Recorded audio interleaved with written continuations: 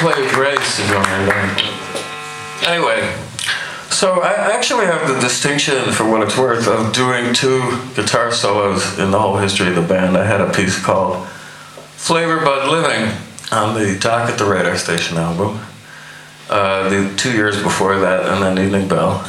And I have to say, it put me on the map as a guitarist, because the critics appreciated, I guess, you know, the hard work I put into it. And there was reviews, like Esquire magazine said, Gary Lucas seemed to have to grow extra fingers to negotiate his way through this piece. And that was one reason I wanted to be in this band, because I realized that you really had to be a pretty high caliber musician to play this music. It was not easy by any means. I have to say, it resembled in many respects modern classical music, symphonic music, or small ensemble music, or, you know, some jazz, although again, there was no improvisation allowed, technically. If he heard you improvising, he'd be very upset. He, on the other hand, was allowed to just, you know, piss all over the compositions in whatever manner he wanted. We provided the framework. You understand? We created the canvas, right? He was allowed to fling the paint on the canvas however he saw fit, but we had to, like, observe these rigid observances of and rituals to reproduce all the music with the mistakes. So he would tell you there's no mistakes. In that way, it was like Allen Ginsberg, who said, first thought, best thought. In other words, if you're writing a poem, whatever first comes to your mind as a line, that's probably going to be better than, you know, thinking about it and, you know, working on it and chiseling away at it. So Don was kind of like that. But the group, again, I give them credit, they had to put in extra time. Often his instructions were a little fuzzy. You know, we'd be in a rehearsal and we'd be spending hours. He'd be breaking down sections of songs and coming up with new parts on the spot. Like, no, not that. You know, he'd just be like acting out in his mind, like new parts, and he'd have to learn them right there. And it would sound really good, and then, oh, no, that's not it at all. And it would seem capricious, you know, it might have been. But he was the Meister, so we followed his instructions, but occasionally the band would have to get together, like, and have rehearsals on the QT, on the sly, and we'd be together. And how many bars did he say we work on that? We played this section 17. Okay, let's do 17. You know, and it kind of codify the arrangements a bit, subject to his approval, because the next day we'd be coming in and we'd be whipping this stuff out. It'd sound great. He'd say, no, man, that isn't it at all. What are you talking about? Case in point, there's an instrumental on the last album, very beautiful waltz time instrumental called Semi-Multicolored Caucasian. You know, it was nominated for a Grammy that year as Best Instrumental, but sadly it lost. And I nominated it, that's how it got in there. I was probably the only Beefheart band member who joined NARA's organization. So. Anyway, we loved to play this, and it came out of a tape of the Trout Mask Band jamming on this. Don had these tapes, he gave it to us, we learned it. The very first rehearsal before Don showed up, I flew out to LA, went to the studio, met my fellow musicians who I knew, you know, these guys from the last tour, basically. And we were just impressed, man. Hey, it's great, we're playing, we're grooving. You know, it sounds so good. And Don showed up, and right away he had to, you know, discipline us and show who was the boss. And he was like, that's not it at all, man, that's not how it goes.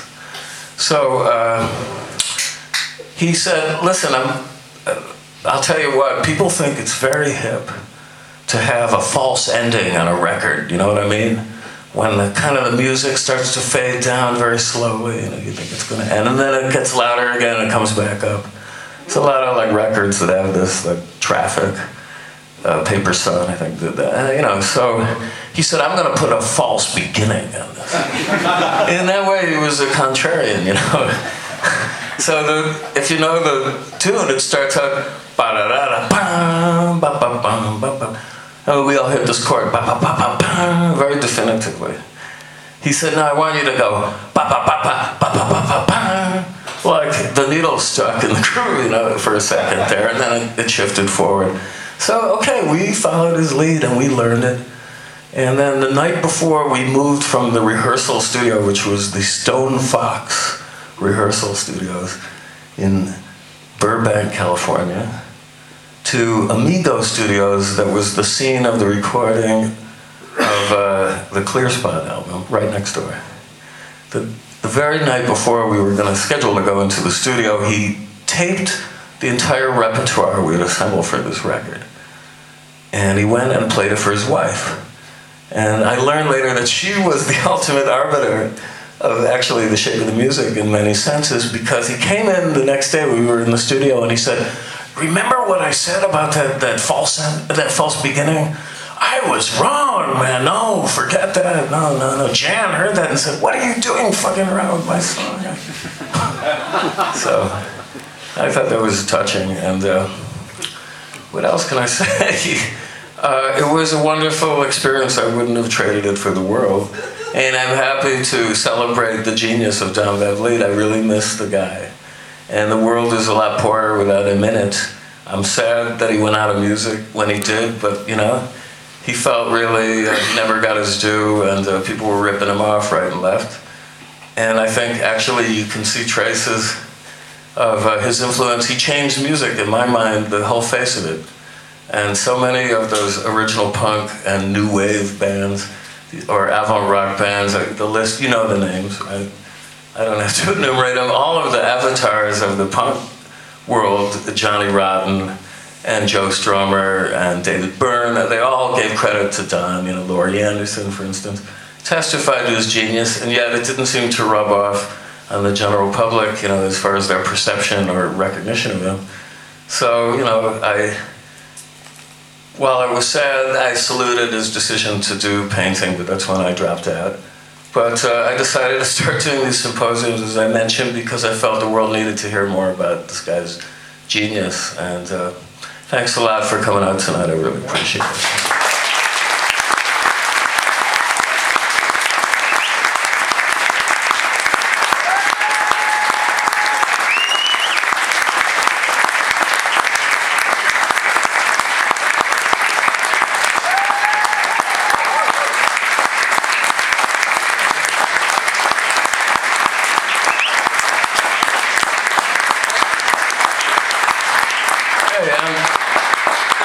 Some of my, I put out about 20 CDs. I mean, the one thing I got out of the Beefheart experience, I'll tell you this, was when I determined to do my own music. And if you played with him and you were doing music on the side, he was very upset. He wanted you to eat, breathe, think, sleep his music only. This is a fact. And he was very cross with people doing other projects, as if you were betraying him. But when I determined to start doing my own music, I did decide at this point in this, I would tell any musician or artist, be your own hero. Okay?